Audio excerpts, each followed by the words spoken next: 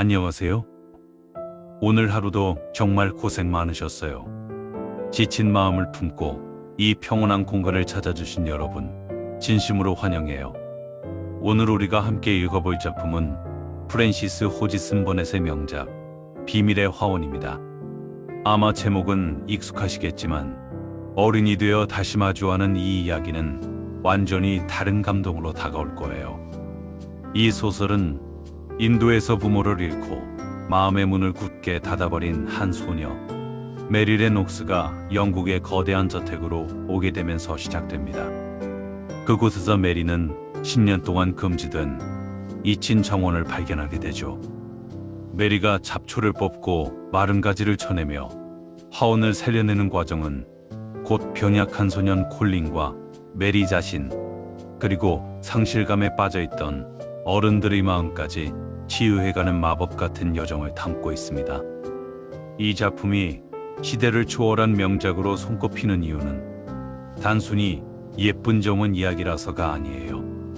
자연이 가진 치유의 힘과 생각의 힘이 인생을 바꿀 수 있다는 보편적인 진리를 아주 아름답고도 장황한 문체로 그려냈기 때문이죠.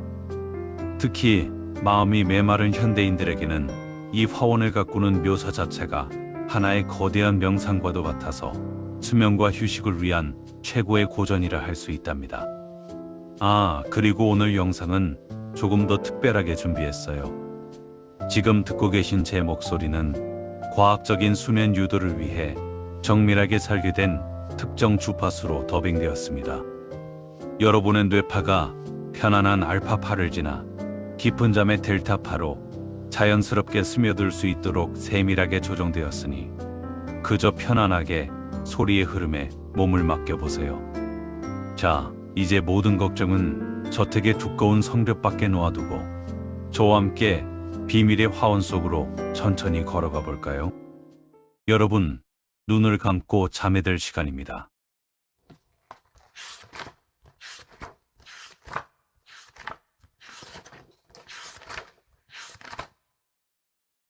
부모님의 사랑을 충분히 받지 못한 채 인도라는 낯선 땅에서 홀로 남겨진 메릴의 녹스의 마음은 얼마나 시리고 메말라 있었을까요? 메리는 태어날 때부터 환영받지 못한 아이였어요. 눈부시게 아름다웠지만 사교계의 화려함만을 쫓던 그녀의 어머니는 메리가 태어났을 때 그저 귀찮은 짐으로만 여겼지요. 그래서 메리는 어두컴컴한 방 안에서 인도인 유모 아야의 손에 맡겨진 채 성장해야만 했습니다. 유모는 메리의 비위를 맞추기에 급급했고 메리는 자신이 원하는 것은 무엇이든 가질 수 있었지만 단 하나 진심 어린 따스한 눈맞춤만은 가져본 적이 없었답니다. 그러던 어느 날 메리가 살던 마을에 무서운 전염병이 휩쓸고 지나갔지요. 저택 안의 사람들은 하나둘씩 쓰러지거나 겁에 질려 도망쳐버렸고 아무것도 모르는 어린 메리만이 그 거대한 저택에 홀로 남겨지게 되었어요. 사방은 죽음처럼 고요했고 오직 덥고 습한 공기만이 메리의 뺨을 스치고 지나갔지요. 그 고요함 속에서 메리는 처음으로 세상에 혼자 남겨진다는 것이 얼마나 두렵고 막막한 일인지 깨닫게 됩니다. 사람들의 발소리가 끊긴 빈 방을 돌아다니며 메리는 아무도 자신을 찾아주지 않는다는 사실에 분노하기보다는 깊은 허탈감을 느꼈을 거예요. 메리는 원래부터 마르고 노르스름한 안색에 늘 화가 난 듯 찌푸린 얼굴을 하고 있었지만 그 순간만큼은 그저 가녀린 영혼을 가진 어린아이에 불과했지요. 결국 군인들에 의해 발견된 메리는 단 한 번도 본 적 없는 고모부 아츠볼드 크레이븐 씨의 저택이 있는 영국 요크셔로 보내지게 됩니다. 인도의 뜨거운 태양과 화려한 꽃들, 그리고 익숙했던 유모의 품을 뒤로 한 채 말이에요. 메리의 마음은 마치 물 한 방울 없는 사막처럼 굳게 닫혀버렸고 그녀는 이제 자신이 누구에게도 사랑받지 못할 것이라고 굳게 믿으며 차가운 바다를 건너기 시작했습니다.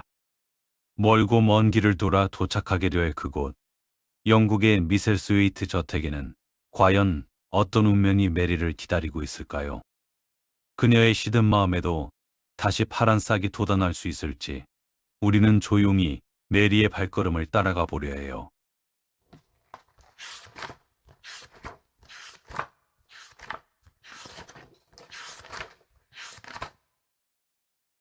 인도의 뜨거웠던 태양 아래서 보낸 시간은 이제 먼 꿈처럼 느껴집니다. 메리는 차가운 바다를 건너 낯선 영국의 땅 요크셔에 발을 내디뎠지요. 메리를 맞이하러 온 저택의 가정부 매들록 부인은 메리만큼이나 딱딱하고 차가운 인상을 가진 분이었어요. 두 사람은 덜컹거리는 마차에 몸을 실은 채 고모부 크레이븐 씨의 저택으로 향하는 기나긴 여정을 시작합니다. 마차 밖으로 보이는 요크셔의 풍경은 메리가 이제껏 보아온 세상과는 전혀 달랐어요. 해가 저문 뒤의 황무지는 마치 끝을 알 수 없는 검은 바다처럼 펼쳐져 있었지요. 저게 뭐예요? 메리가 창밖을 가리키며 묻자 매들록 부인은 무뚝뚝하게 대답했죠. 그건 황무지란다. 수마일이나 계속되는 야생의 땅이지. 풀과 가시덤불 그리고 바위들밖에 없는 곳이란다. 바람은 거칠게 불어와 마차의 벽을 때렸고 그 소리는 마치 길을 잃은 거대한 짐승의 울음소리처럼 들려왔어요. 끝없이 이어진 어둠 속에서 간간히 보이는 것은 바람에 흔들리는 낮은 관목들의 그림자뿐이었지요. 메리는 가슴 한구석이 옥죄어 오는 듯한 기분을 느꼈습니다. 인도의 울창한 정글이나 화려한 꽃들과는 정반대인 이 황량하고 쓸쓸한 풍경이 마치 자신의 앞날처럼 느껴졌기 때문일까요? 마차는 칠흑 같은 어둠을 뚫고 계속해서 달렸습니다. 황무지 너머로 보이는 하늘은 낮게 내려앉아 있었고 가끔 구름 사이로 비치는 희미한 달빛만이 이 거친 땅의 윤곽을 드러내줄 뿐이었죠. 메리는 마차의 딱딱한 시트에 몸을 기대고 자신이 가게 될 미셀스레이트 저택이 어떤 곳일지 상상해 보았어요. 매들러 부인의 말에 따르면 그곳은 수백 개의 방이 있고 그중 대부분은 굳게 닫혀있는 아주 기이하고 거대한 집이었지요. 찬바람이 마차 틈새로 스며들어 메리의 얇은 옷깃을 파고들었습니다. 메리는 몸을 움츠리며 생각했습니다. 나는 이곳을 결코 좋아하지 않게 될 거야. 하지만 그 거친 바람 소리와 끝없는 어둠 속에는 아직 메리가 알지 못하는 신비로운 생명력이 숨을 죽인 채 메리를 기다리고 있었답니다. 마치 긴 겨울잠을 자고 있는 씨앗들처럼 말이죠. 마차의 바퀴가 자갈길을 굴러가는 소리만이 정적을 깨우는 이 깊은 밤, 메리는 거대한 황무지의 품 안으로 점점 더 깊숙이 들어가고 있었습니다.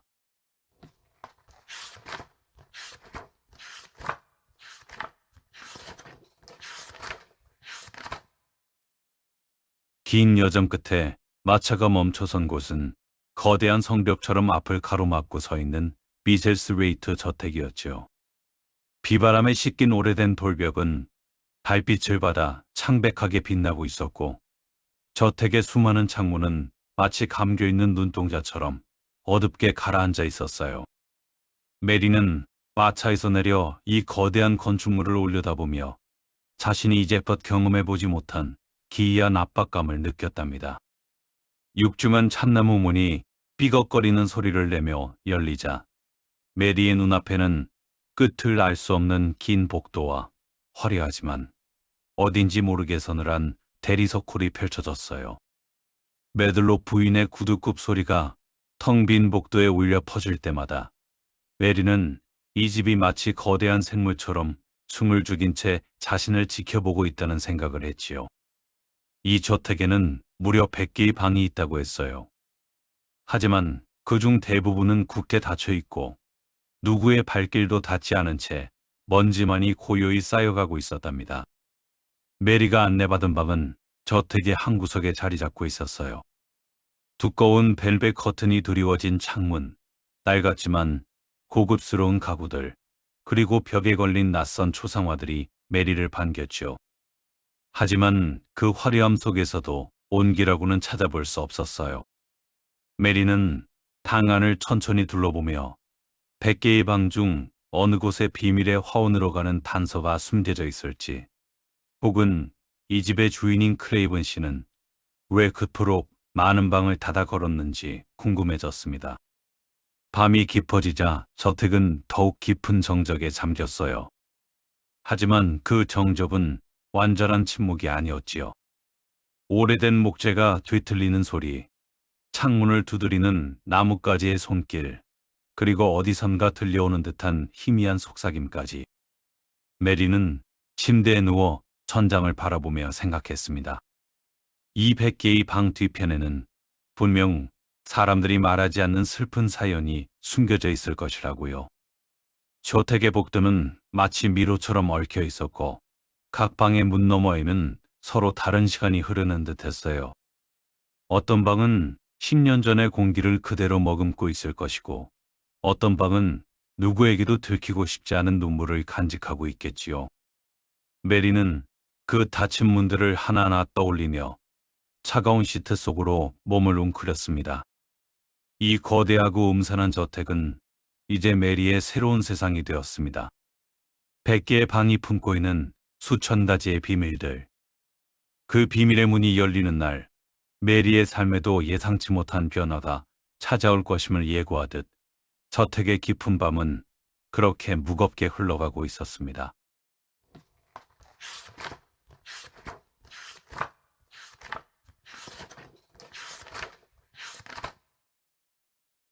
미셀스웨이트 저택에서의 첫날 아침이 밝았습니다. 인도에서는 유모가 옷을 입혀줄 때까지 침대에 가만히 누워만 있던 메리였지만 이곳 영국의 아침은 전혀 달랐지요. 방 안으로 들어와 거침없이 커튼을 젖히고 벽난로에 불을 지피는 젊은 하녀 마사의 등장은 메리에게 신선한 충격이었답니다.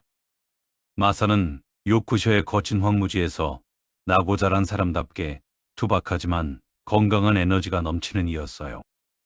그녀는 메리가 스스로 옷을 입지 못한다는 사실에 깜짝 놀라며 특유의 요크셔 사투리로 쾌활하게 말을 건넸지요. 세상에 아가씨, 스스로 옷도 못 입으신단 말이에요?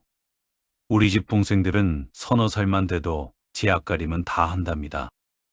메리는 처음엔 마사의 무례함에 화가 났지만 곧 그녀의 목소리에 담긴 악의 없는 진솔함에 귀를 기울이게 되었어요.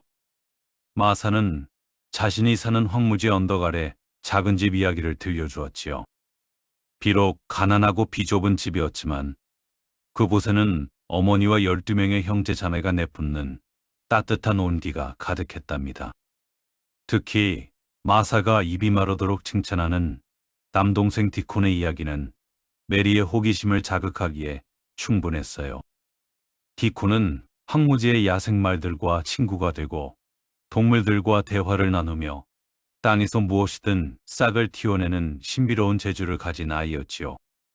마사가 전해주는 요크셔 사람들의 이야기는 메리가 인도에서 보아온 화려하고 위압적인 삶과는 결을 달리하고 있었어요. 그들은 거친 바람과 척박한 땅을 원망하기보다 그 안에서 피어나는 작은 꽃 한 송이와 소박한 빵 한 조각에 감사할 줄 아는 사람들이었죠. 마사의 어머니인 수잔 소호비는 비록 얼굴 한 번 본 적 없지만 메리의 마음속에 어머니라는 단어가 주는 진정한 따스함을 처음으로 느끼게 해주었답니다. 메리는 마사의 이야기를 들으며 자신도 모르게 조금씩 마음의 빗장을 열기 시작했어요. 황무지는 보기보다 아주 아름다운 곳이에요. 봄이 오면 보랏빛 히스꽃이 온천지에 피어나고 벌들이 윙윙거리며 춤을 추거든요. 마사의 눈을 통해 바라본 황무지는 더 이상 무서운 어둠의 땅이 아니라 수많은 생명을 품고 있는 거대한 요람이었지요. 마사가 방을 나간 뒤에도 그녀가 남긴 온기는 방 안에 오래도록 머물렀습니다. 메리는 창가로 다가가 저 멀리 보이는 황무지를 가라앉은 눈으로 바라보았어요. 요크셔의 맑고 차가운 공기가 창문 틈으로 스며들어 메리의 뺨을 간지럽혔지요. 까칠하고 외로웠던 소녀의 마음속에 마사가 던져준 다정한 말 한마디가 작은 씨앗이 되어 조용히 내려앉는 아침이었습니다.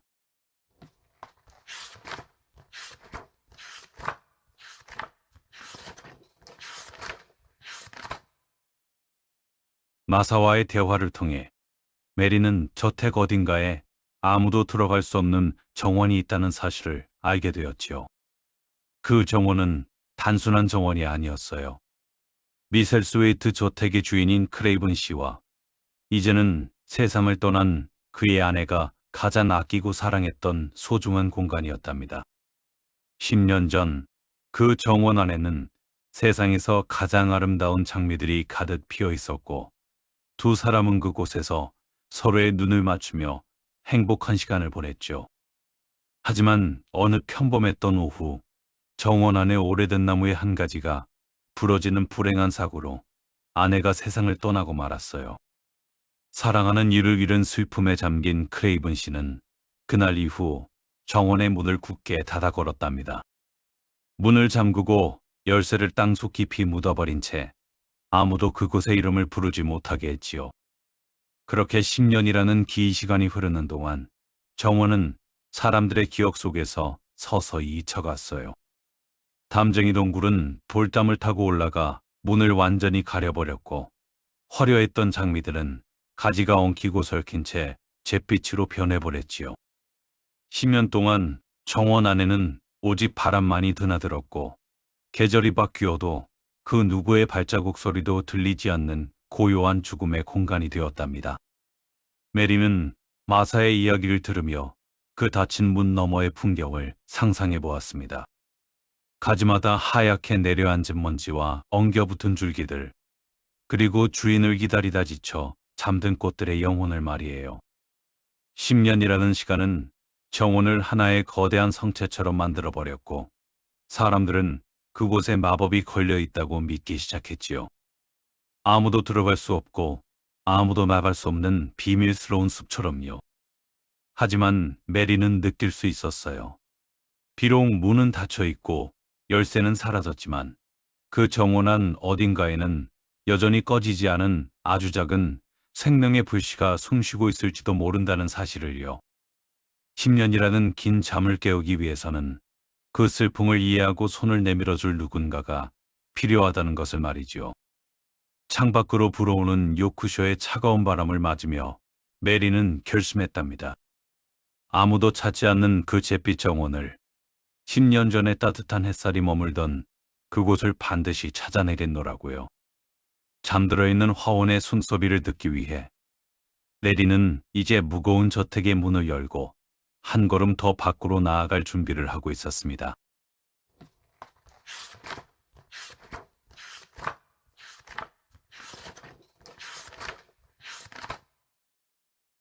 저택 밖으로 나온 메리가 처음 마주한 풍경은 끝없이 이어진 돌담과 그 너머로 보이는 앙상한 나무들의 실루엣이었지요. 메리는 차가운 공기를 들이마시며 정원 구석구석을 탐험하듯 걷기 시작했답니다. 그러다 채소밭 근처에서 흙을 일구고 있는 한 노인을 발견했어요. 그는 바로 미세스 웨이트 저택의 정원사 벤 웨더스테프 할아버지였죠. 벤 할아버지는 요크셔의 거친 바위처럼 무뚝뚝하고 거친 분이었어요. 메리가 다가가도 눈길 한번 주지 않은 채 묵묵히 삽질만 계속하셨지요. 하지만 메리는 포기하지 않고 할아버지 곁을 맴돌았답니다. 그때였어요. 어디선가 작고 맑은 노랫소리가 들려온 것은요. 고개를 돌려보니 담장이 나뭇가지에 가슴이 붉은 작은 새 한 마리가 앉아 메리를 호기심 어린 눈으로 바라보고 있었지요. 저 새는 이름이 뭐예요? 메리의 물음에 벤 할아버지는 잠시 삽질을 멈추고 입가에 아주 희미한 미소를 띄우며 대답하셨어요. 저 녀석은 붉은 가스물새란다. 아주 영리하고 사교적인 녀석이지. 세상에서 자기가 제일 잘난 줄 아는 놈이야. 할아버지가 휘파람을 불자 울새는 가렵게 날아올라 할아버지의 발치에 내려앉아 흙 속의 벌레를 쪼아 먹었답니다. 메리는 그 광경을 숨을 죽인 채 지켜보았어요. 누군가와 교감한다는 것, 그리고 누군가에게 환영받는다는 것이 어떤 기분인지 메리는 이제껏 알지 못했거든요. 울새는 고개를 갸웃거리며 메리를 살피더니 마치 안녕? 너도 외로운 아이구나라고 묻는 것처럼 맑은 소리로 지적이었죠. 메리는 자신도 모르게 울세에게 손을 내밀었습니다. 비록 닿지는 않았지만 메리의 차가웠던 손끝에 아주 작은 운기가 전해지는 듯한 기분이 들었답니다. 벤 할아버지는 그런 메리를 물끄러미 바라보더니 혼잣말처럼 중얼거리셨어요. 너랑 저 녀석이랑 닮은 구석이 있구나. 둘 다 고집스럽고 외톨이처럼 보이니까 말이다. 그 말은 메리에게 상처가 되지 않았어요. 오히려 누군가가 자신의 속마음을 알아준 것 같아 묘한 위로가 되었지요. 벤 할아버지와 울세, 그리고 이 낡은 정원의 공기는 메리에게 조금씩 말을 걸어오고 있었답니다. 울세가 다시 날갯짓을 하며 담장 너머로 사라지자 메리는 그 새가 어디로 가는지 궁금해졌어요. 혹시 저 울세는 아무도 들어갈 수 없는 그 비밀의 화원에 살고 있는 것은 아닐까요? 울세가 남긴 노랫소리가 귓가에 맴도는 가운데 메리는 처음으로 누군가를 친구라고 부르고 싶다는 생각을 하게 되었습니다. 까칠했던 소녀의 얼굴에 아주 희미하고 부드러운 빛이 스며드는 어느 평화로운 요크셔의 오후였습니다.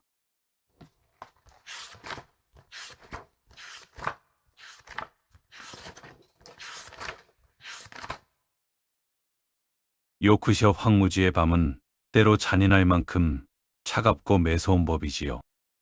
어느 날 밤, 메리는 창문을 흔드는 거친 바람 소리에 잠에서 깨어났습니다.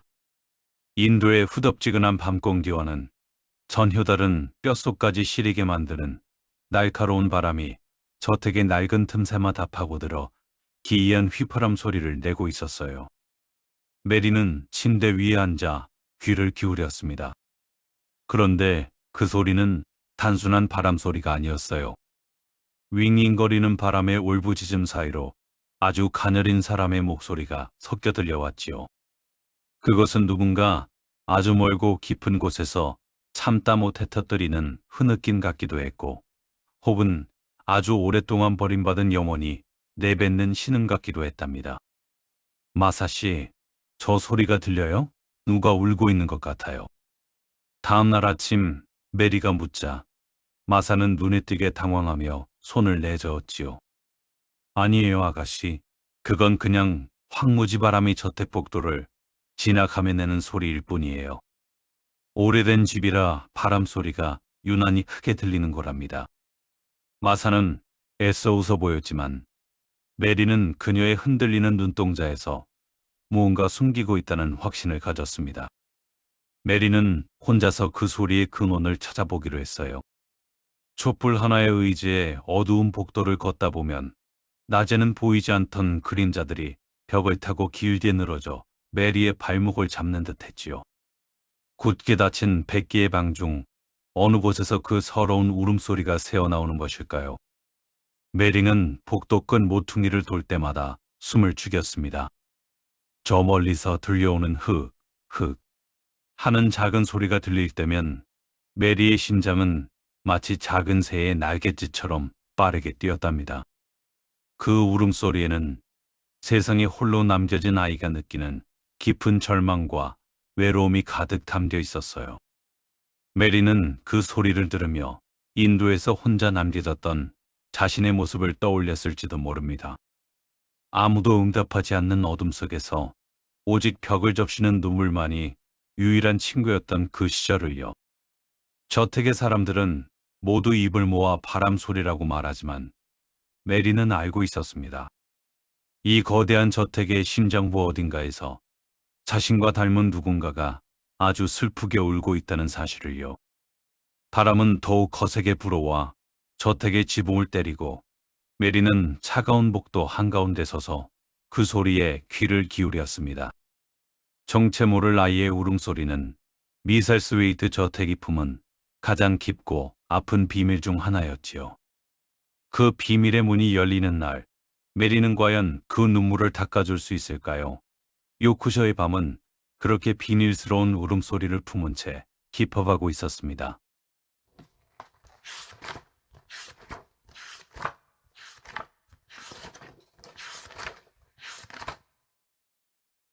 울새와 친구가 된 이후 메리는 매일같이 정원을 산책하며 그 붉은 가슴을 가진 작은 친구를 기다리게 되었죠.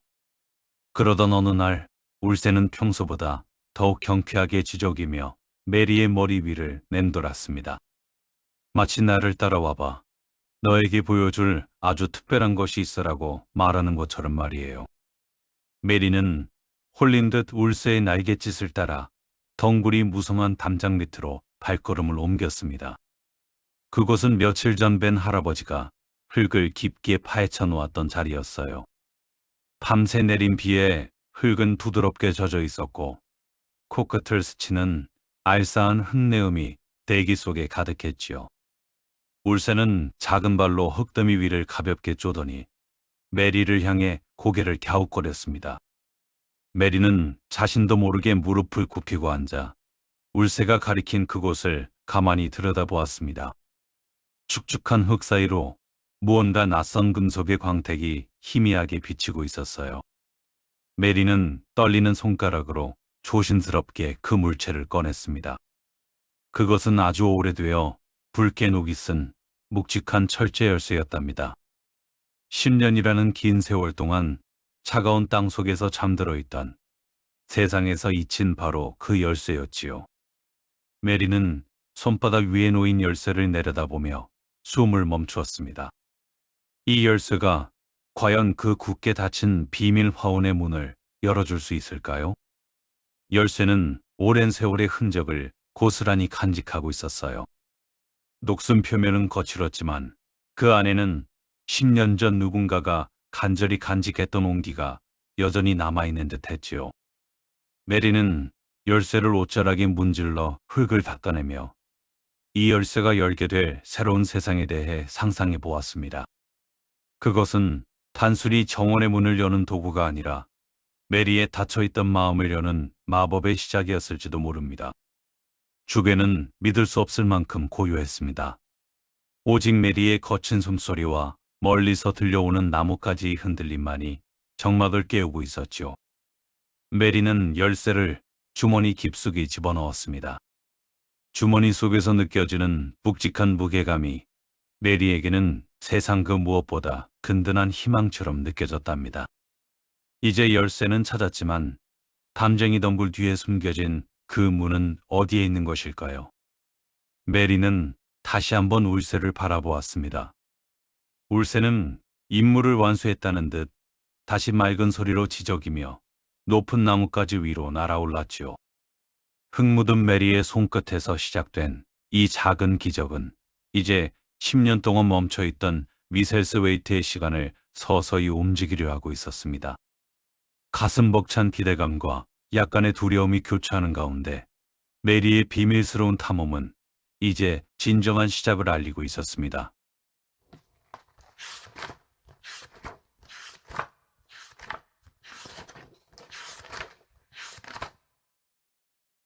주머니 속 녹슨 열쇠의 묵직함을 느끼며 메리는 다시 한번 그 담장 앞을 찾았습니다.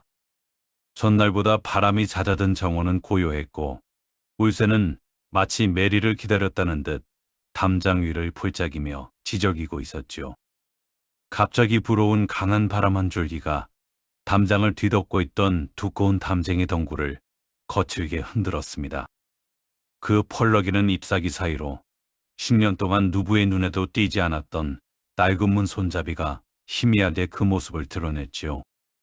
메리의 가슴은 터질 듯이 뛰기 시작했습니다.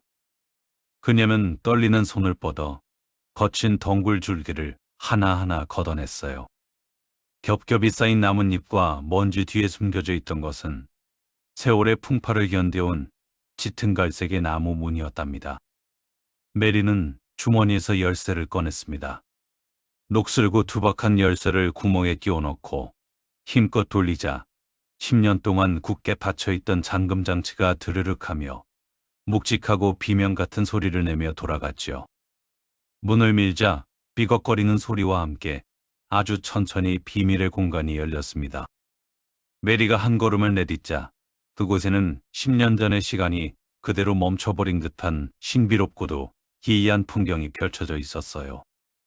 담쟁이 덩굴이 사방을 에워싼 채 성벽처럼 높이 솟아 있었고 잎사귀 하나 없는 잿빛 장미 줄기들이 거미줄처럼 복잡하게 엉켜 하늘을 가리고 있었지요.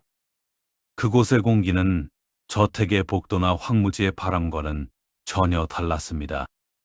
아주 오래된 책을 펼쳤을 때 나는 듯한 퀴퀴한 먼지 냄새와 메마른 흙의 향기, 그리고 정체를 알 수 없는 은은한 생명의 기운이 뒤섞여 있었답니다. 모든 것이 죽은 듯 잿빛이었지만 메리는 발밑의 부드러운 흙 속에서 무언가 꿈틀대고 있다는 것을 느낄 수 있었어요. 마치 잠자는 숲속의 공주가 깨어나기를 기다리는 성처럼 정원은 아주 깊은 잠에 빠져 있을 뿐이었지요. 메리는 숨을 죽이고 정원 한가운데로 걸어 들어갔습니다. 엉킨 장미덩굴 사이로 비치는 희미한 햇살이 메리의 발등을 비추었고 10년 전 클레이븐 부인이 앉았을 낡은 벤치 위에는 하얀 이끼가 구름처럼 내려앉아 있었어요. 이곳은 이제 메리만의 비밀 세상이었습니다. 아무도 들어올 수 없고 오직 메리와 울세만이 하는 마법의 공간이었지요. 외롭고 까칠했던 소녀의 눈에 처음으로 생기가 돌기 시작했습니다. 메리는 이 잿빛 정원에 다시 숨을 불어넣고 싶다는 간절한 소망을 품게 되었지요. 10년 동안 잠들어 있던 정원의 문이 열린 순간, 그것은 단순히 공간의 개방이 아니라 메리 자신의 마음속에 굳게 닫혀있던 희망의 문이 활짝 열린 순간이기도 했습니다. 요크셔의 고요한 오후, 비밀의 화원은 그렇게 새로운 주인을 맞이하고 있었습니다.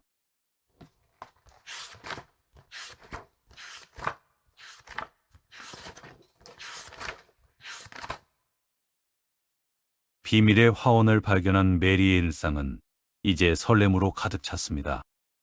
하지만 정원을 가꾸는 일은 생각보다 쉽지 않았지요. 메마른 가지들을 어떻게 정리해야 할지, 흙 속에 숨어있는 새싹들이 무엇인지 메리는 알지 못했거든요. 그때 마사가 말했던 구원자, 황무지의 마법사라 불리는 소년 디콘이 메리 앞에 나타났습니다. 어느 맑은 아침, 메리는 정원 한쪽 구석에서 들려오는 부드러운 피리 소리를 들었습니다. 소리를 따라가 보니 커다란 나무 아래 한 소년이 앉아 있었지요. 그의 어깨 위에는 다람쥐 한 마리가 쉬고 있었고 발치에는 어린 여우가 마치 강아지처럼 평온하게 누워 있었답니다. 그가 바로 디콘이었어요.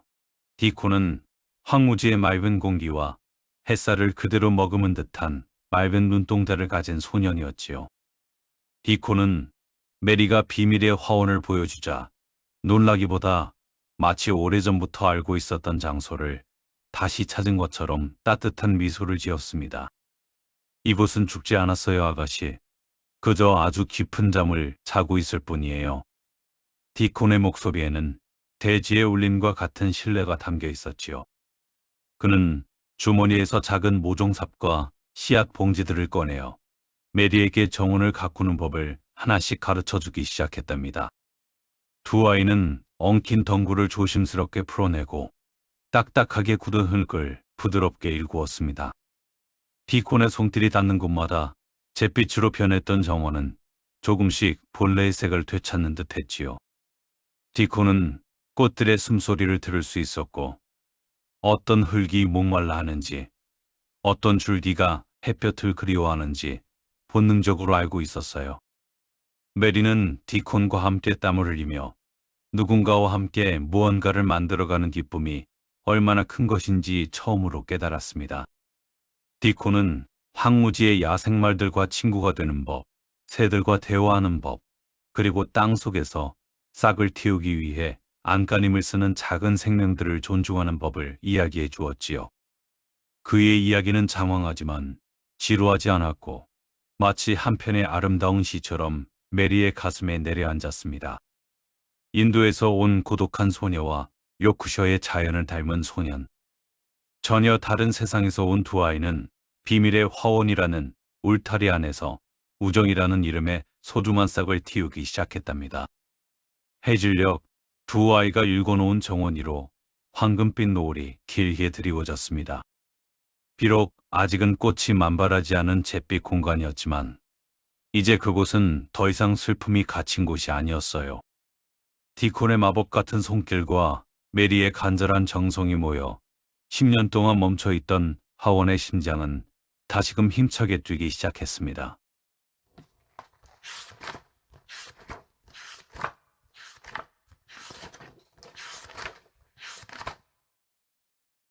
바람이 거세게 몰아치던 어느 깊은 밤, 메리는 다시 한번 저택을 뒤흔드는 그 서러운 울음소리에 잠이 깨었습니다. 이번에는 결코 물러설 수 없었지요. 메리는 작은 촛불 하나를 손에 들고 그림자가 길게 늘어진 어두운 복도를 따라 소리의 근원을 향해 한 걸음씩 나아갔습니다. 저택의 100개나 되는 방 중 단 한 번도 열린 적 없던 낡은 테피스트리 뒤의 문 앞에 섰을 때 울음소리는 바로 문 너머에서 들려오고 있었답니다. 메리가 조심스럽게 문을 열자 그곳에는 이제껏 본 적 없는 화려하고도 슬픈 방이 펼쳐져 있었어요. 높은 천장과 수놓은 비단 커튼, 그리고 수많은 책이 쌓인 그 방 한가운데 커다란 캐노피 침대 위에 한 소년이 누워 있었지요. 소년은 마치 투명한 대리석으로 빚어놓은 것처럼 창백한 얼굴을 하고 있었고 커다란 눈동자에는 깊은 고통과 예민함이 서려 있었답니다. 그 소년이 바로 저택의 주인 크레이븐 씨의 아들이자 모두가 숨겨왔던 존재인 콜린이었어요. 콜린은 갑자기 나타난 메리를 보고 유령을 본 듯 눈을 크게 떴습니다. 너는 누구니? 너도 내 꿈속에서 나온 환상인 거니? 소년의 목소리는 떨리고 있었지만 그 안에는 오랫동안 누구와도 대화하지 못한 이의 갈망이 담겨 있었죠. 메리는 천천히 다가가 자신이 인도에서 온 사촌이라는 사실을 말해 주었습니다.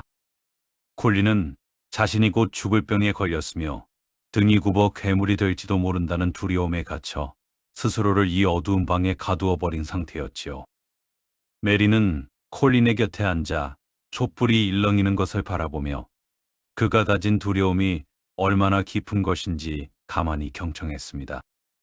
그리고 자신이 발견한 황무지의 바람과 마사의 정겨운 이야기, 그리고 무엇보다 비밀의 화원에 대한 이야기를 아주 낮고 부드러운 목소리로 들려주기 시작했지요.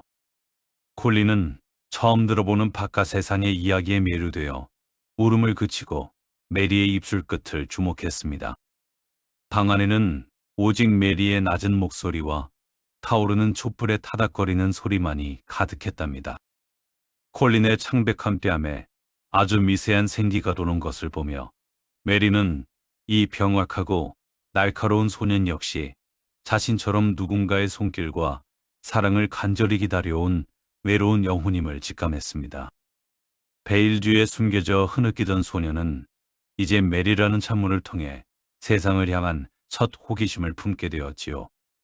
두 아이의 시선이 마주치는 순간 저택을 휘감던 음산한 바람 소리도 잠시 잦아드는 듯 했습니다. 어두운 방 안 작은 촛불 아래에서 시작된 이 기이한 만남은 미셀스 웨이트 저택에 숨겨진 가장 아픈 상처를 치유하기 위한 첫 번째 열쇠가 되고 있었습니다. 메리는 결심했죠. 이 가엾은 소년에게도 자신이 본 그 푸른 싹과 울새의 노래를 반드시 보여주겠노라고 말이에요.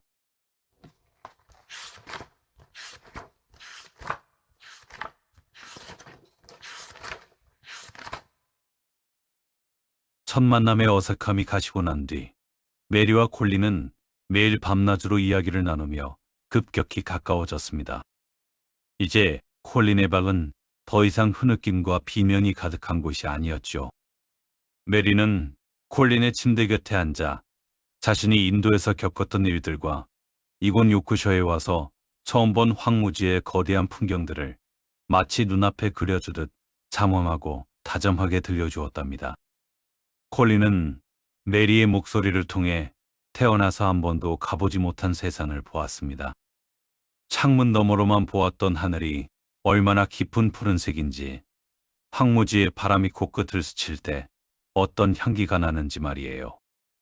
그러던 중 메리는 결심한 듯 목소리를 더욱 낮추어 속삭였습니다. 콜린, 나만 아는 아주 특별한 비밀이 있어. 열쇠를 찾았고 마침내 문도 열었어. 10년 동안 잠들어 있던 그 정원 말이야. 비밀 화원의 존재를 들은 콜린의 커다란 눈망울이 경이로움으로 반짝이기 시작했습니다. 이제껏 자신은 곧 죽을 것이고 누구도 자신을 사랑하지 않는다고 믿으며 어둠 속에 숨어 지냈던 소년에게 메리가 건넨 비밀은 세상 그 무엇보다 강력한 생명력의 주문이었지요. 콜린은 마른 손으로 메리의 손을 꼭 잡으며 떨리는 목소리로 약속했습니다. 메리, 나도 그곳에 가고 싶어. 네가 말한 그 울새와 새싹들을 내 눈으로 직접 보고 싶어. 두 아이는 그날 이후 소중한 약속을 맺었답니다. 어른들에게는 절대 비밀로 하고 오직 메리와 콜린, 그리고 자연의 친구 디콘만이 아는 화원을 만들어가기로 말이지요. 메리는 콜린에게 바깥 세상은 무서운 곳이 아니라 우리가 가꾸어 나가야 할 아름다운 정원이라는 것을 일깨워 주었습니다. 콜린은 처음으로 죽음이 아닌 내일을 꿈꾸기 시작했어요. 내일은 메리가 또 어떤 이야기를 들려줄지, 내일은 정원에 어떤 꽃이 피어날지를 생각하면서요. 방 안을 가득 채웠던 음산한 공기는 어느덧 두 아이의 소곤거리는 웃음소리와 희망 섞인 다짐들로 부드럽게 바뀌어 갔습니다. 콜린은 메리에게 자신의 가장 깊은 곳에 숨겨두었던 두려움을 털어놓았고, 메리는 그 두려움을 따뜻한 이해로 감싸 안아주었지요.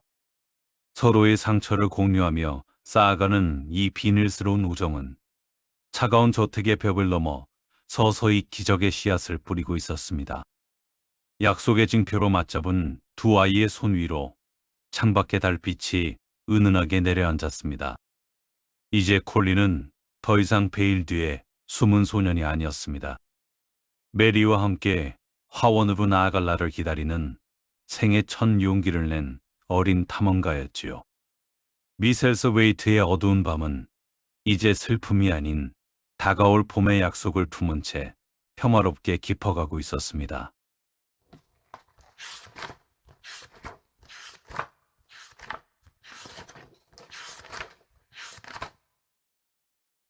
요크셔의 차가운 황무지 위로 마침내 부드러운 봄바람이 불어오기 시작했습니다. 비밀의 화원에도 그 누구도 막을 수 없는 거대한 생명의 마법이 펼쳐지고 있었지요.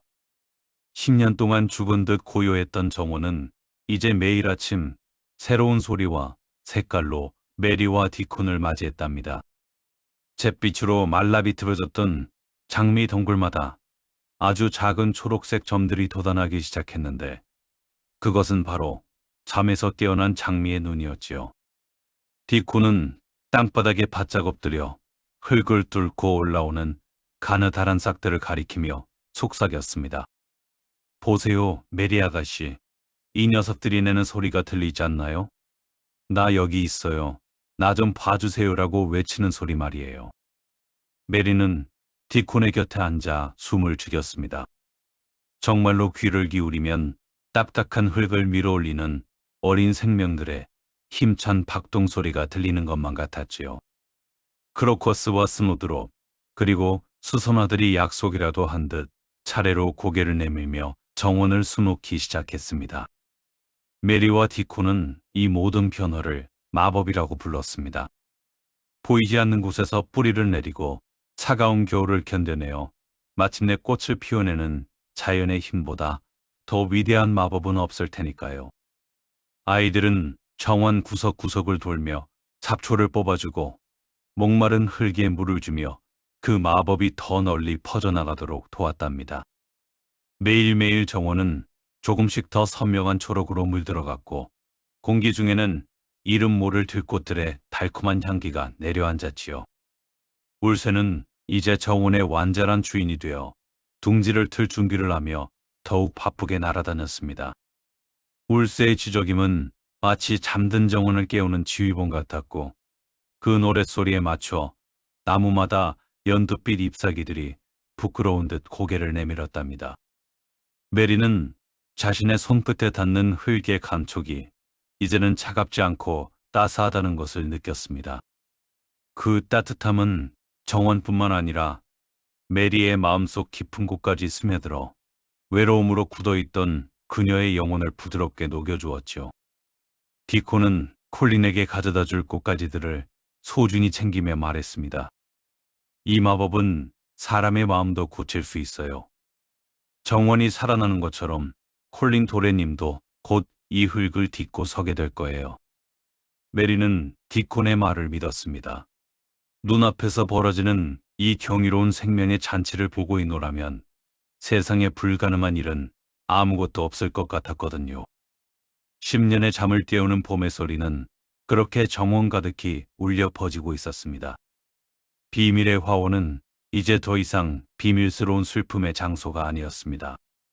그것은 매 순간 기적이 일어나는 생명의 성전이었으며 상처받은 아이들의 영혼이 쉴 수 있는 가장 따뜻한 품이었지요. 아이들은 이 마법 같은 시간을 가슴 깊이 새기며 곧 정원의 문을 통과하게 될 또 다른 친구를 맞이할 준비를 하고 있었습니다. 요크셔의 봄은 그렇게 마법과 같은 생명력을 품은 채 찬란하게 빛나고 있었습니다.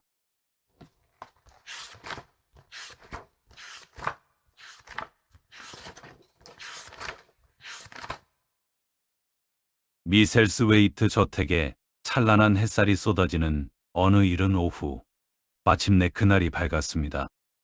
콜린이 태어나서 처음으로 저택의 무거운 문턱을 넘어 바깥 세상으로 발을 내딛기로 한 날이었지요. 콜린은 커다란 휠체어에 앉아 두꺼운 담요를 무릎에 덮고 있었지만 그의 눈동자는 평소보다 훨씬 크게 빛나며 약간의 두려움과 설렘으로 소리 없이 떨리고 있었답니다. 디콘과 메리는 콜린의 휠체어를 조심스럽게 밀며 저택의 어두운 복도를 지나갔습니다. 문이 열리고 화창한 햇살이 콜린의 창백한 얼굴에 쏟아졌을 때 소녀는 잠시 눈을 질끈 감았습니다. 메리, 하늘이 정말 이렇게나 넓고 푸른 거니? 콜린이 떨리는 목소리로 물었지요.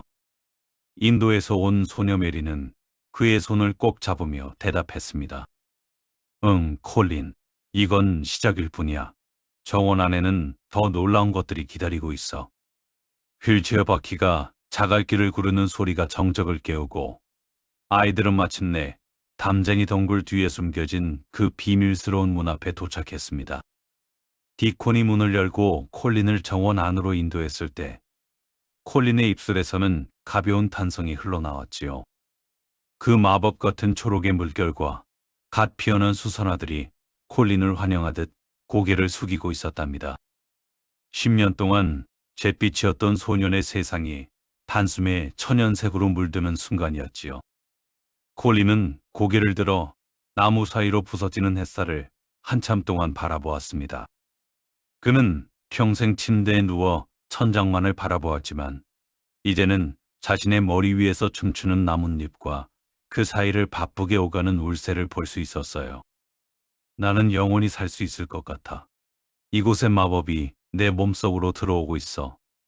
콜린의 목소리에는 이제껏 들어본 적 없는 힘이 실려 있었고 창백했던 뺨에는 부드러운 분홍빛 생기가 돌기 시작했답니다.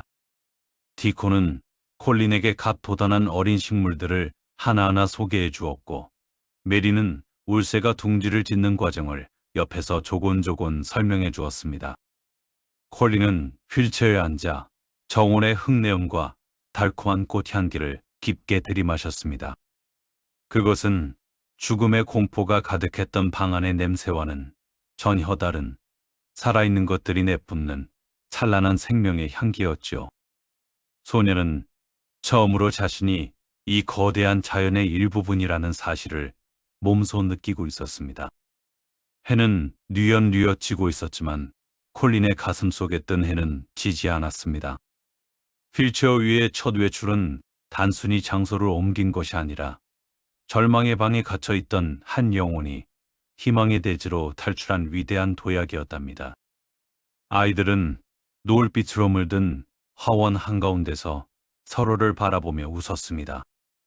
비밀의 화원은 이제 새 아이의 우정과 생명이 꽃피는 세상에서 가장 아름다운 안식처가 되어가고 있었습니다.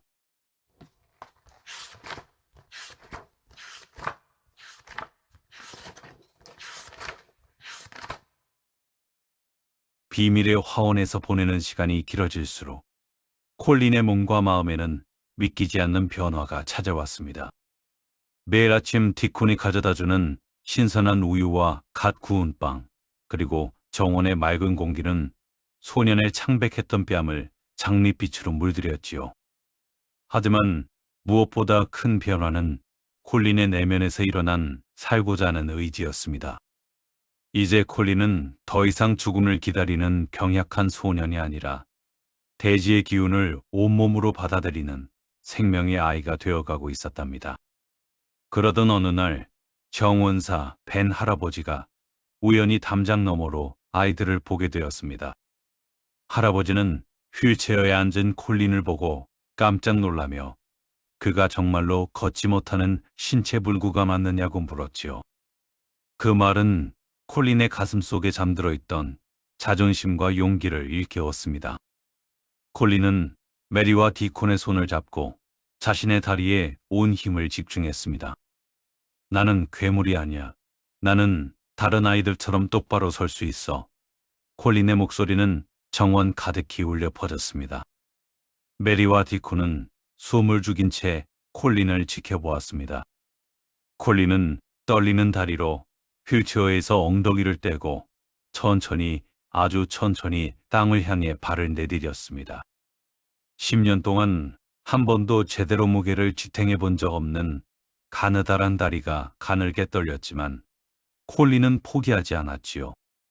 마침내 그의 발바닥이 부드럽고 따뜻한 정원의 흙을 오롯이 밟았을 때 세상의 모든 소음이 멈춘 듯한 정적이 찾아왔습니다.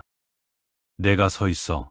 메리, 디콘, 내가 내 발로 서 있다고 콜린은 기쁨에 겨워 소리쳤습니다. 그는 마치 세상의 꼭대기에 선 것처럼 당당하게 허리를 펴고 일어섰지요. 그의 눈앞에는 휠체어에 앉아볼 때보다 훨씬 더 넓고 아름다운 정원이 펼쳐져 있었습니다. 나뭇가지 사이로 쏟아지는 햇살은 승리한 영웅을 축복하듯 콜린의 머리 위로 찬란한 금빛관을 씌워주었답니다. 벤 할아버지는 감격에 겨워 모자를 벗고 그 기적 같은 광경을 지켜보았고 메리의 눈가에는 뜨거운 눈물이 고였습니다. 콜린은 한 걸음 또 한 걸음을 조심스럽게 내딛었습니다.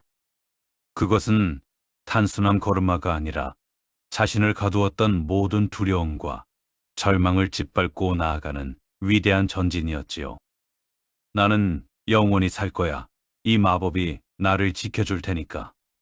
소년의 외침은 정원의 새들을 일제히 날아오르게 했습니다. 잿빛 정원이 초록으로 깨어났듯 잿빛 인생을 살던 소년이 스스로의 힘으로 대지를 딛고 일어선 이 순간은 미셀스웨이트 저택 역사상 가장 아름다운 기적으로 기록될 것이었습니다. 아이들은 서로의 손을 맞잡고 정원 한가운데서 강강순례를 하듯 빙글빙글 돌았습니다. 비밀의 화원은 이제 그들에게 단순한 놀이터가 아니라 불가능을 가능케 하는 마법의 성전이 되었지요. 콜린의 첫걸음은 그렇게 흠내음과 꽃향기, 그리고 아이들의 환호성 속에서 찬란하게 빛나고 있었습니다. 이제 소녀는 더 이상 휠체어에 의지하지 않고 자신의 힘으로 내일을 향해 걸어갈 준비가 되어 있었습니다.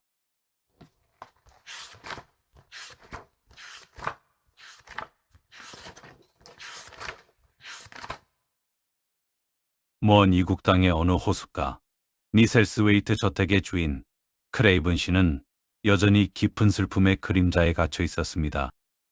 아내를 잃은 뒤 10년 동안 그는 단 한순간도 평온한 잠에 들지 못했지요. 황무지의 거친 바람과 아들의 창백한 얼굴을 뒤로 한 채 도망치듯 떠나온 여행이었지만 그 어디에서도 그는 마음의 안식처를 찾을 수 없었답니다. 그의 마음은 10년 전 그날 이후로 굳게 닫힌 정원의 문처럼 차갑게 식어버린 상태였죠. 그러던 어느 날 밤, 그는 아주 기이하고도 따뜻한 꿈을 꾸었습니다. 꿈속에서 누군가 부드러운 목소리로 그의 이름을 불렀지요. 여보, 돌아와요. 정원 안에 내가 있어요. 그것은 분명 세상을 떠난 아내의 목소리였습니다. 크레이븐 씨는 눈을 떴고 창밖을 내디딘 달빛 아래서 생전 처음 느껴보는 기묘한 평온함을 느꼈습니다. 그와 동시에 가슴 한구석에서 잊고 지냈던 아들 콜린에 대한 죄책감과 그리움이 파도처럼 밀려왔죠. 그는 서둘러 짐을 챙겼습니다. 이제껏 도망쳐왔던 자신의 집, 그리고 아픈 기억이 서린 그곳으로 다시 돌아가야 한다는 강렬한 이끌림이 그를 움직였지요. 기차를 타고 마차를 타고 요크셔의 황무지로 향하는 내내 그의 머릿속은 복잡했습니다.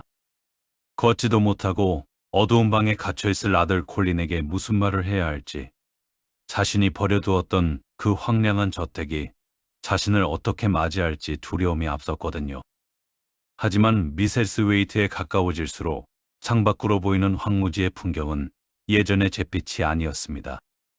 멀리서 불어오는 바람에는 은은한 꽃향기가 실려 있었고 하늘은 눈이 시릴 정도로 푸르게 빛나고 있었죠. 크레이븐 씨는 자신의 심장이 예전보다 훨씬 힘차게 뛰고 있다는 사실을 깨달았습니다. 마치 보이지 않는 손이 그의 등을 떠밀며 어서 가보세요. 놀라운 기적이 기다리고 있어요라고 속삭이는 것만 같았답니다. 그는 저택의 대문을 들어서며 긴 한숨을 내쉬었습니다. 10년 전 슬픔을 이기지 못해 잠가버렸던 정원의 열쇠는 여전히 그의 마음 한구석을 무겁게 짓누르고 있었지요. 하지만 저택 안에서 만난 수잔 소어비와 마사의 밝은 표정은 그에게 묘한 희망을 주었습니다. 도련님은 정원에 계십니다, 주인님. 그 한마디에 크레이븐 씨는 홀린 듯 담쟁이 덩굴이 우거진 담장을 향해 발걸음을 옮겼습니다. 그의 발걸음은 무거웠지만 단호했습니다. 이제 그는 더 이상 과거의 유령으로부터 도망치지 않기로 했습니다. 아내의 꿈이 인도한 그곳, 아들이 홀로 외로이 견뎌왔을 그 정원을 향해 걷는 한 걸음 한 걸음마다 10년 묵은 고독의 허물이 조금씩 벗겨지고 있었지요. 크레이븐 씨는 떨리는 손으로 담장을 짚었습니다. 그 너머에서 들려오는 아이들의 맑은 웃음소리가 그의 얼어붙었던 영혼을 녹이며 마침내 진정한 집으로의 귀환을 알리고 있었습니다.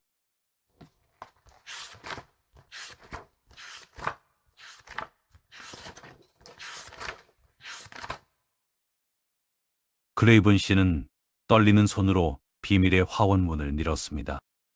10년 전 사랑하는 아내를 잃은 슬픔에 겨워 굳게 잠가버렸던 그 문은 이제 더 이상 녹슨 비명을 지르지 않았지요. 문이 열리고 그의 눈앞에 펼쳐진 풍경은 그가 기억하던 잿빛의 황량한 정원이 아니었습니다. 그곳에는 찬란한 햇살 아래 이름 모를 온갖 들꽃들이 만발해 있었고 공기 중에는 생기 넘치는 흙내음과 달콤한 장미 향기가 파도처럼 넘실거리고 있었답니다. 크레이븐 씨는 마치 다른 세상에 발을 들인 듯 멍하니 그 광경을 바라보았습니다. 그때 정원 한복판에서 아이들의 맑은 웃음소리가 들려왔습니다. 크레이븐 씨의 시선이 멈춘 곳에는 한 소년이 서 있었지요. 휠체어도 두꺼운 담요도 없이 담당하게 두 발로 땅을 딛고 서서 햇살을 향해 팔을 벌리고 있는 건강한 소년이었습니다. 아버지, 소년이 그를 발견하고 환하게 웃으며 달려왔습니다. 크레이븐 씨는 자신의 눈을 믿을 수 없었지요. 침대에 누워 죽음만을 기다리던 창백하고 예민했던 아들, 콜린이 이제는 건강한 장밋빛 뺨을 하고 자신의 품을 향해 힘차게 달려오고 있었으니까요. 크레이븐 씨는 달려온 콜린을 꽉 껴안았습니다. 10년 동안 그의 가슴 속에 단단하게 맺혀있던 고독의 얼음 덩어리가 아들의 온기를 느끼는 순간 한꺼번에 녹아내렸습니다. 소녀는 숨을 헐떡이며 아버지에게 그간의 기적을 쏟아내듯 이야기했습니다. 아버지, 제가 마법을 찾아냈어요. 디콘과 메리가 저를 도와주었고 정원이 저를 살려주었어요. 저는 이제 더 이상 아프지 않아요. 저는 영원히 살 거예요.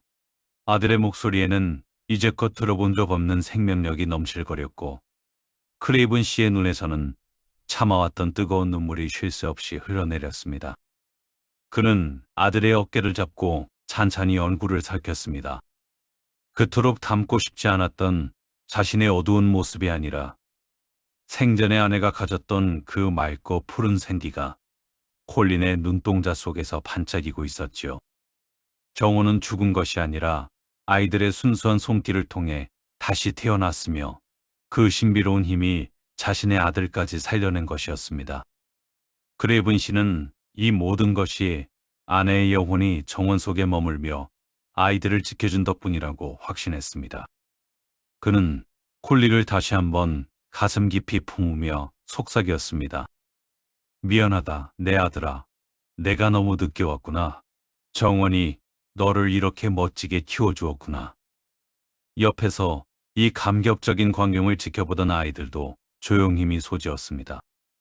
메리는 자신이 처음 인도를 떠나 이곳에 왔을 때 느꼈던 지독한 외로움을 떠올렸습니다.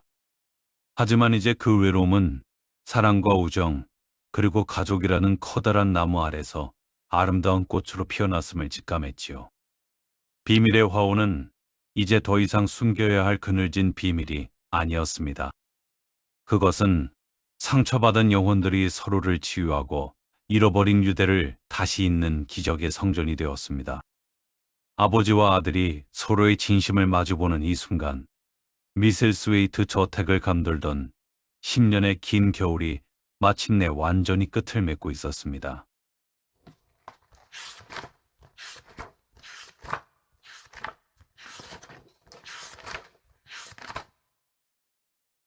미셀스웨이트 저택에 내린 10년의 겨울이 가고 이제 이곳은 매일매일이 기적 같은 봄의 연속입니다. 크레이븐 씨와 콜린이 정원한 가운데서 서로의 체온을 나누며 재회하던 그날이후 저택을 감돌던 무겁고 음산한 공기는 씻은 듯이 사라졌지요. 굳게 잠겨있던 100개의 방문들은 이제 하나둘씩 활짝 열려 따스한 햇살과 황무지의 싱그러운 바람을 가득 머금게 되었답니다.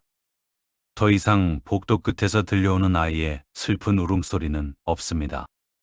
대신 그 자리에는 콜린과 메리, 그리고 디콘이 뛰어다니며 만들어내는 맑고 명랑한 웃음소리가 꽃향기처럼 번져나가고 있지요. 비밀의 화원은 이제 더 이상 비밀이 아닙니다. 담쟁이 덩굴 속에 숨겨져 있던 그 작은 문은 언제나 열려 있으며 저택의 모든 사람에게 안식처가 되어주고 있답니다. 무뚝뚝했던 정원사, 벤 할아버지는 이제 아이들에게 정성스럽게 꽃을 가꾸는 법을 가르쳐 주시고 마사와 수잔 수어비는 정원 한편에 정갈한 티타임을 준비하며 이 평화로운 풍경을 흐뭇하게 지켜보곤 합니다. 크레이븐 씨는 이제 더 이상 아픈 과거를 피해 방랑하지 않습니다.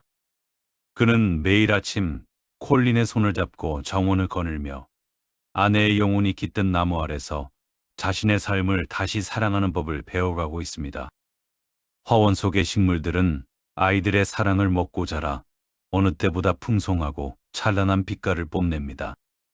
메리가 처음 발견했을 때 잿빛이었던 장미 덩굴은 이제 담장을 넘어 저택 전체를 감싸 안듯 피어났고 울새는 자신의 가족들과 함께 나뭇가지 사이를 오가며 생명의 찬가를 노래합니다.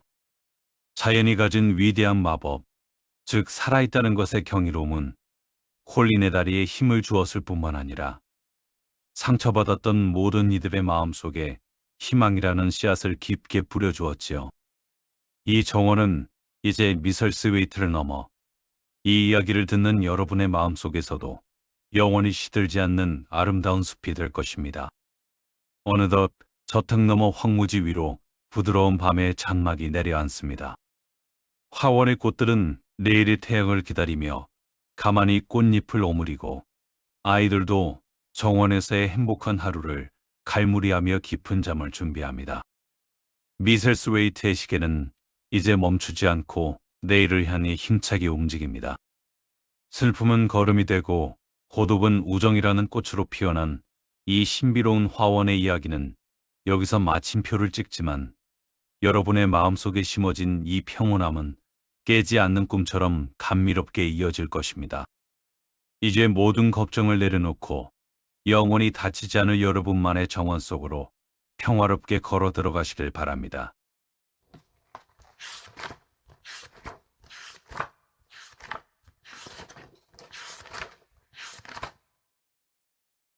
오늘 저와 함께 떠난 미셀스웨이트 저택으로의 여행 즐거우셨나요? 차갑고 잿빛이었던 정원이 아이들의 손길로 다시 숨을 쉬고 그 생명력이 우리 모두의 마음을 따뜻하게 녹여주었던 참 소중한 시간이었죠. 이제 비밀의 화원은 더 이상 숨겨진 곳이 아니라 여러분이 지치고 힘들 때마다 언제든 찾아와실 수 있는 여러분만의 마음속 안식처가 되어줄 거예요.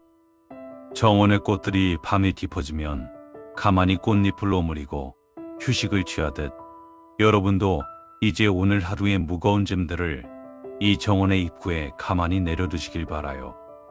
창밖으로 들려오는 부드러운 바람 소리가 마치 정원을 가꾸던 아이들의 다정한 속삭임처럼 여러분을 포근하게 감싸 안아줄 거예요. 오늘 하루도 정말 고생 많으셨어요. 여러분의 꿈속에서도 아름다운 울새가 노래하고 은은한 장미 향기가 가득한 그 신비로운 정원의 평화로움이 계속되기를 진심으로 바랍니다. 이제 아무 걱정 없이 그 따뜻한 온기 속에서 깊고 달콤한 잠에 드셔도 괜찮아요. 마음의 문을 활짝 연 미셀스웨이트의 정원처럼 여러분의 내일도 찬란한 봄 곁으로 가득하길 빌게요. 자, 이제 편안하게 눈을 감고 정원의 고요함 속으로 깊이 들어가 보세요. 이제 정말 눈을 감고 잠에 들 시간입니다.